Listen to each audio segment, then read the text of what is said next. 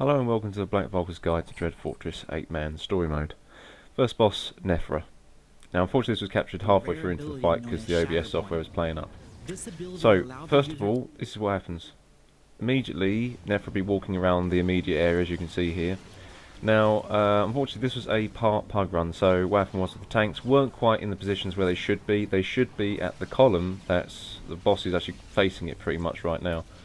The reason why tanks stand there is because everybody else has the room to move. It's the maximum area surface to move around in. You can also tank on the stairs, but it doesn't give you as much room. Now the boss will indeed produce raid-wide debuffs. So healers cleanse through these, start with the tanks, then work down through DPS. If you're a sorcerer, you can use a force barrier to break the one yourself. It's not terribly damaging, but it is extra damage, so you need to make sure you're on your cleanse game there. Tank strategies is you don't need to swap, but have both of you in front of the boss just to absorb the damage from the cleaves.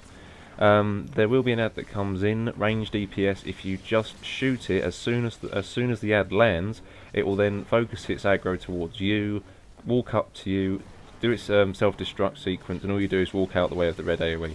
The idea is you don't want it walking into the heart of the fight and disrupting everything. And you just continue this and continuously burn the boss until dead. There's not much else that will happen to you on story mode that you need to be concerned about.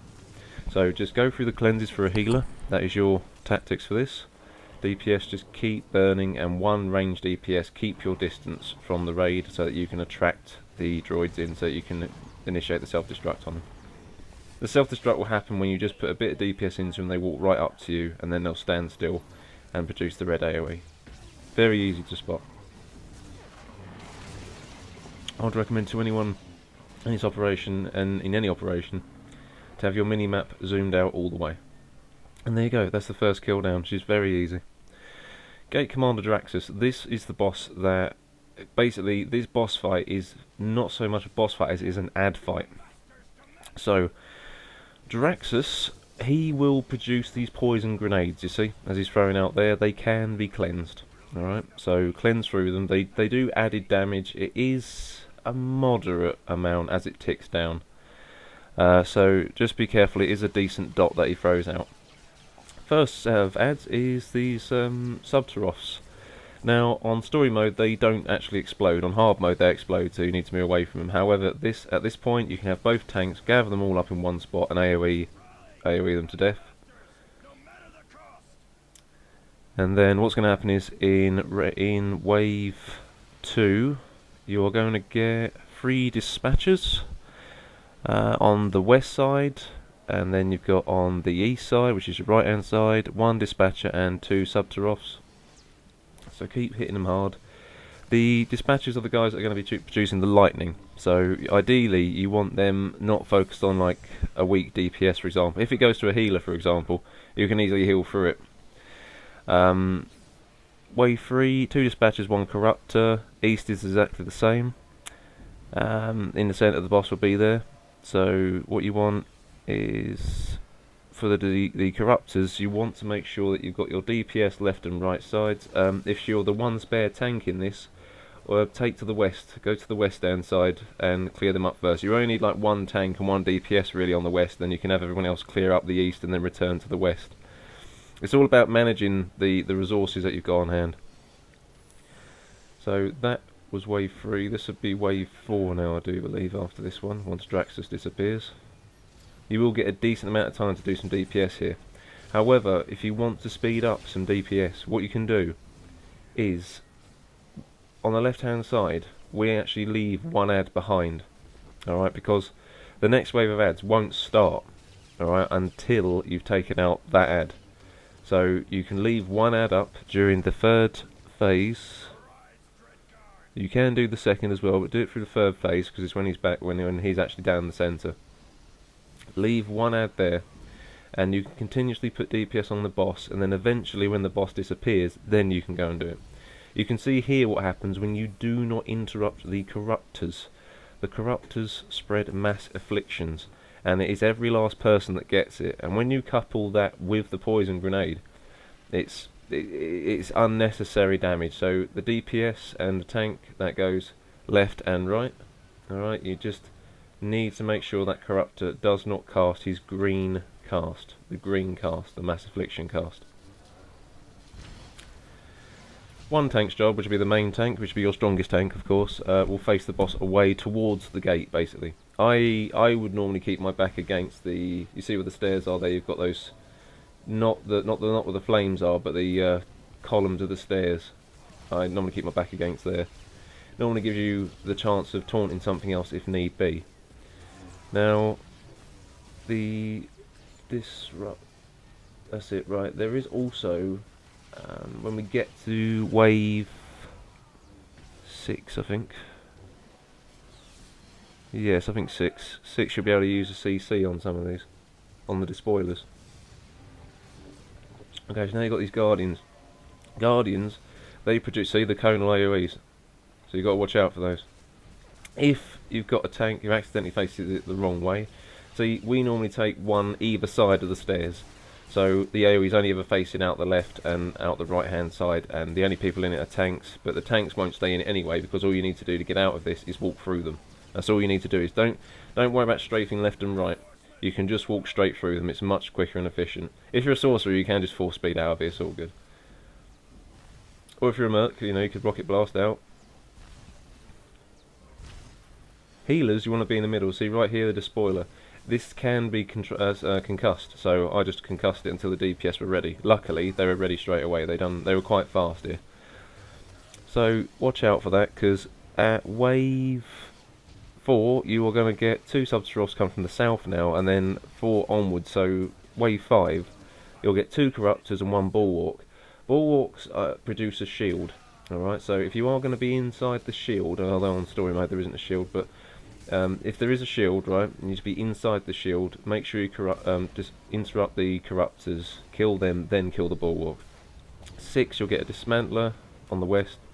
East, you'll get a dismantler on the east. South, you're going to get a dispatcher, corruptor, bulwark, and a despoiler. Remember, the despoiler you can just, you know, CC it. It's fine. See, that positioning was good that you just saw there, so it's not facing inwards on the raid. Wave 7 is going to be 2 guardians, one from the east, one from the west. And south will have 2 subterrors again. Subterrors always do them last because they're weak. 8, you're going to get 2 corruptors, 1 bulwark, 2 corruptors, 1 bulwark, east and west, and 1 despoiler from the back. That was what you just saw there. You took that out, and then wave 9 is what we're finishing up now, which is 2 guardians, east and west, 2 dispatchers, 1 corruptor from the south, and Draxus. So you want to make sure Draxus goes down, then finish up what's left behind. And there we go. It is a long-winded fight, okay? But this one's easy. This is Grub. Alright? Interesting Rancor, this. It's definitely the most badass looking Rancor. If you're ever fortunate enough to finish Dread Palace on Nightmare mode, you've got a chance to get him as a mount. So, tactics here. What you need to do is you need to have the main tank that's always going to be on the boss, facing him away, because he's got the conal attack that he does. And he'll also have the... he'll grab his pipe and he'll do pipe smash, but we'll get to that when it happens. During this fight, guys, what you need to be aware of as DPS and healers, depending, and possibly a tank as well, but it's not often. Right, you see right there, he's got the molten material right under his feet. That is a ticking debuff, okay, and it will eventually run out, okay, but it will place all the way up to about 10 to 11 of the molten rocks underneath you. If you stayed in place and you didn't realise that a mining droid has targeted you, that's what you need to watch out for when it says a mining droid has targeted X player, alright? Like there, for example. If you haven't noticed it, you will go down very quickly because it stacks, okay? You don't want to drag this all the way around people. See how that person there, he's kind of left that long line? Not ideal. You don't want to do that. The tanks here, alright, you will see that there is a magnet going around the entire room, and it's got a little dust trail coming off the floor. You see it's there right now? And you can hear it as well and see it here, that that Grub picked up the pipe, and now it's being held in the air by the magnet, okay? So that's what you need to do, is you need to make sure that you take him to where the magnet is as soon as he gets his pipe, alright? Don't do it beforehand, do it when he's got the pipe, then he'll be stuck in midair. However, other players, don't get stuck in the pipe, don't get stuck in the magnet, because it's going to hold itself there and you're going to get stuck. Off tank, your co-tank needs to grab the Ugnaught adds, bring them underneath the feet of the boss, and then once they're underneath the feet of the boss, all DPS can AoE both the adds and the boss at the same time for efficient DPS damage. And that's the main structure, guys. You'll follow this same principle the entire fight. If you are a sorcerer, be it lightning DPS, corruption heal, madness, whatever you want to be, and Sith assassins as well, you will have the ability, alright, to put phase walks down, and you see a couple of us have done it in the background there. So if you do get a mining droid target you, you can just walk them into a corner and go and walk around in a circle where it's never going to bother anyone. The worst thing you can do is, say you're melee DPS and you're at the boss, the worst thing you can do is walk directly backwards, because you've got a big line of people right behind you. Strafe off to the left if need be, and just take it somewhere safe, alright? It's very obvious to see it, but I find DPS struggle the most because, you know, you spend most of your time looking at your cast bars and making sure your rotation's right. So you forget to look at your feet, you forget to look at what's actually going on. And unfortunately right here I get one ad on me, then two ads, but I'll go back and I'll bring them to the boss. I think I take considerable damage here, I'm not too sure. I might even go down. Yeah, I went down. That's because the other tank wasn't paying attention to the ads, and I had to get them down there. Had to get them there. All said and done, if you do get in front of it, you will take a lot of damage. You know, it's not meant for you to be there. So, that was fine. I get back up. No problem at all.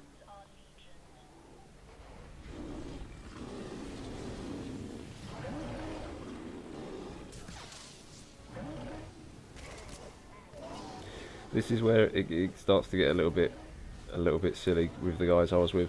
The other tank just didn't have a clue.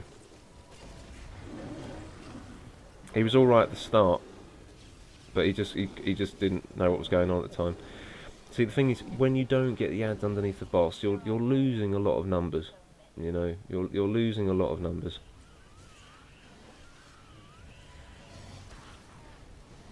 But there we go, though. So that's it. That's Grub. You keep up this. You keep it up. Very similar tactic on hard mode as well. Very, very similar. However, there it's more of a DPS check. Corrupt to 0. This guy's a good fight. He's quite an interesting one. This is also a bit of an ads-driven fight, because he has a small army of ads that come out, and they'll always look the same as what you're seeing here. You'll have 2 repair droids in the background. Right, so tanks, you want to basically divide half and half between you. Right, so one AoE taunt left, one AoE taunt right, and all DPS you go for, as you can see in the picture here, I've gone for the right target first and the flame afterwards. So you need to DPS the repair droids first, obviously, because otherwise it's going to start healing the enemy. So you focus on them, take out the rest of them, and then once they're down, the boss, he's actually standing on a podium that's above the area here. You wouldn't see it, so don't look up, but he will jump down. Okay. Now, there's a reason why I put the tank marker there, alright, and I was trying to get people to realise, but you see, that is an ideal location to bring the boss, alright, and the ads, because you can group them all up there. As long as your back is against the wall as a tank, you always make sure you're safe against knockbacks, okay, and you've got things under control. If you were just standing out in the middle, that's not good practice for a tank whatsoever. As you can see, I am rather trying here to get the tank to realise that if you just stand there, you'll be fine. Keeps things contained and controlled. I've done Dread Fortress on Nightmare mode, and I have done it in under an hour. And you know, I know this very well, very, very well. You can see he does go there, but I'm not sure if he stays there or not. You will get the cleanses. You need to cleanse off the debuffs, because they will take extra damage during those points. Also, during this fight, guys, you are going to have a point where he will go from melee stance, okay, and you can actually see it as a buff on his tray. Okay, melee stance has the 2 cross swords, and then you've got the range stance, which is the other one that will pop up, and it will have the missiles.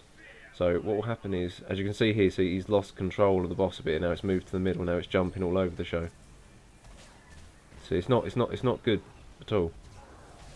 If you just stay there with the boss, that's your only one job, is to keep him contained. It doesn't matter which place you put your back, but just keep him under control. Right, when he swaps to range stance, he's going to start casting his missiles, which he's actually doing now, I believe. No, he's got his beam. The beam does some damage, the focus beam. Here we go, here come the missiles. You've got red AoE under your feet, so everyone space out. If you're a sorcerer healing this, put stack barriers on as many people as you can as soon as you see his jetpack come up with the missiles. That way, it does a tiny amount of damage on story mode, but it's still good practice to protect the group.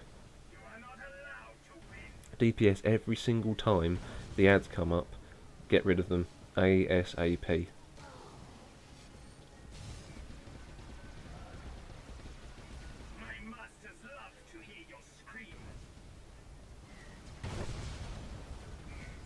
Does do a tiny amount of damage, so it's not worth worrying about.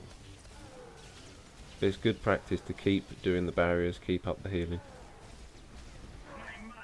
Here we go again.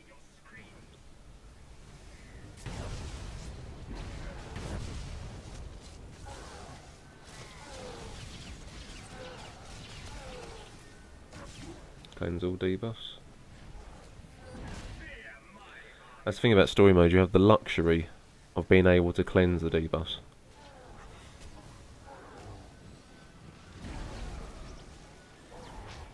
The very last phase that's going to go through this is when he does his the large red beam. It pulses out. I can't remember the exact name of it, but when he does the beam, you can see this platform on the map, for example, is one big plus sign, one big cross. He will jump from one corner to the other, to the other, to the other, and it will be, you know, directly face. He will shoot the beam to the opposite side that he's facing. So you'll see that when it happens, and you can easily see it on your map. For example, say if he was here now, he'd be shooting through us to the other side. So you would hide behind one of these columns, but you'll soon see it. I don't think he's got a lot left in him.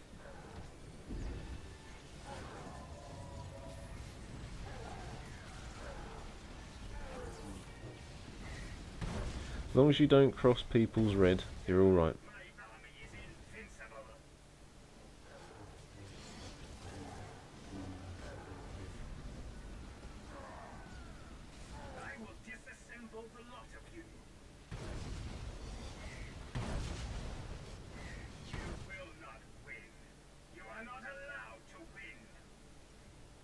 Here we go, so now here's the beam. So, it won't kill you on story mode, but it does do a decent chunk of damage, so it's not worth staying in it. So as soon as you know where he's landed, on the mini-map you can see, you'll see the red dot, if you zoom it all the way out. Unfortunately I have mine zoomed in a little bit too much here. And then jump out the way. Just as long as you're not in the beam, that's what matters.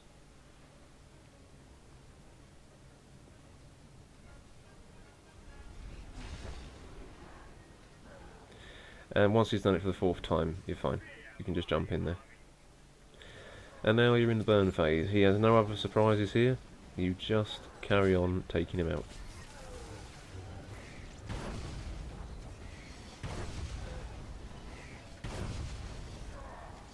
You have every right to be terrified.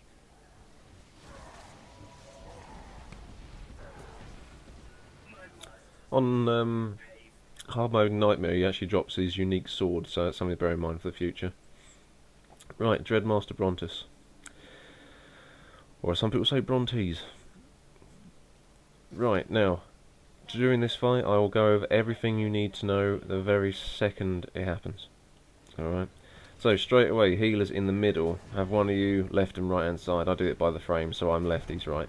And this is just to ensure that you've got range over pretty much everybody unless they have to go a far way out. Tanks, your job here is take one hand of Brontus each, large tentacle in other words, okay, they're called hands. Alright, take the hands each, alright, one each, face it away from the raid. Unfortunately this other tank was very clueless. You'll see what happens in the end, but, so, one will travel to the other side, so will the other one, they'll swap positions. On story mode you don't need to tank swap them. So what you do is you just DPS one at a time. Focus on one until it's dead. But these small fingers that have popped up, see the smaller ones are called fingers. Take them out DPS, this is your job. Tanks, you stay on the hands. DPS, take out the fingers ASAP. Once all fingers are dead, return to the target you had previously, the one that's on the lowest health, and take it out. On SM you've got the luxury of just simply taking one out. Okay, so DPS hard now, and get it down ASAP. Now stay grouped because now's the lightning tentacle phase, okay? If you get caught in that beam that they produce, you're dead immediately. If you get caught in the blue pulsations that are from the base, you will slowly die. You'll take quite a lot of damage, but you won't die outright. Okay, so ideally stay as a group and continuously move. Once there's been 4 sets of hands up, right, then you need the tank to be just there, see north of my position facing it away, and every DPS and all the heals behind, and get tight for group healing, okay? The other tank, your main tank, will tank Brontus. You don't need to worry about stacks on story mode. You will get corrupted nanites, so you need to cleanse those healers. I cleanse my half of the frame, and the other guy cleansed his, but in this particular case it wasn't that way. The off tank needs to take Kephis, right? The clone of Kephis, which is what you're seeing dead there. Because if you leave him coming to the group, he'll put the nanites on someone, and it'll also use his breath attack. I can't remember what it's called now, but it's a large, basically like dragon breath thing that comes out towards the group.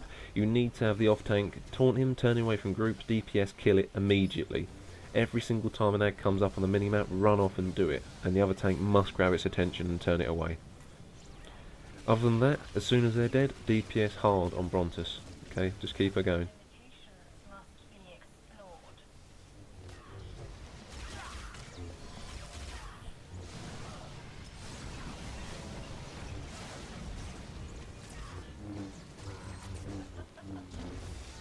There's the clone again, so the other tank's got to grab it. DPS got to go for it. See, he left it a bit too long there. If you do that on hard mode, it's very tricky. It has to be ASAP. Remember, as a tank, you have got your close the gap moves, okay? So you've got like rocket blast, jump and all that sort of stuff. Right, now, when it gets the blue, ASAP, get all DPS to the 1 o'clock position, basically over here. 1, 2 o'clock position. Take out the first ad, then move to the next ad.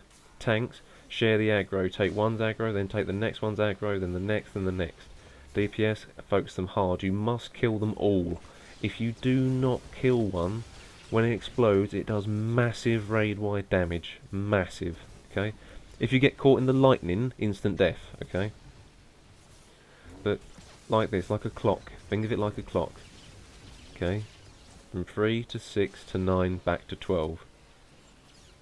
Now, this phase is going to be the fingers and hands phase, okay? Do this on your frame. See, I'm left-hand frame. Healers, middle finger. Okay. DPS, left and right fingers. Okay, of your respective frame.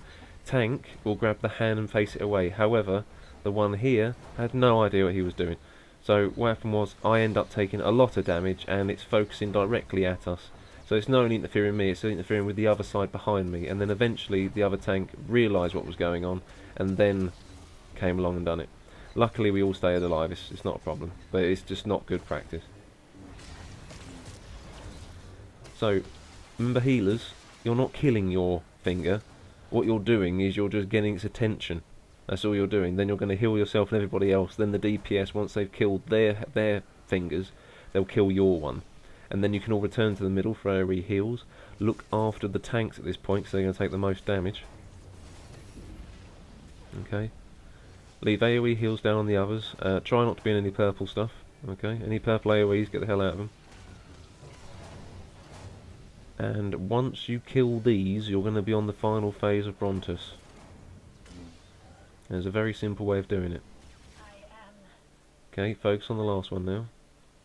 Right, here we go. This is Brontus now. Tank her in this corner. I don't really mind what corner you go for, right? You can either do a wall or a corner, but I've always used this place, alright?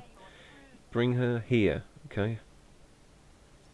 The tanks will need to continuously taunt through this as well, by the way, because she drops aggro very quickly. So tanks, every time she turns away, take a taunt. If you're on comms, preferably be on voice comms if you're in a guild run, for example. What you need to do is just say, you know, taunt, swap, swap, taunt, swap, swap, that sort of stuff. Just let the other person know to get it in order. Don't forget, it doesn't matter now, you can use your singles and your AoE taunts, it's all good. Right, do remember to guard, though, a DPS that is putting the most threat, because you do not want that happening to a DPS. When she does those laser shots, it's really, really damaging to someone that isn't a tank. If you do get knocked back, if your sorcerer foot phase walks down 4 speeds, all that sort of jazz. And you're just going to focus on burning her now. She's got no surprises other than the purple AoE, so watch out for them.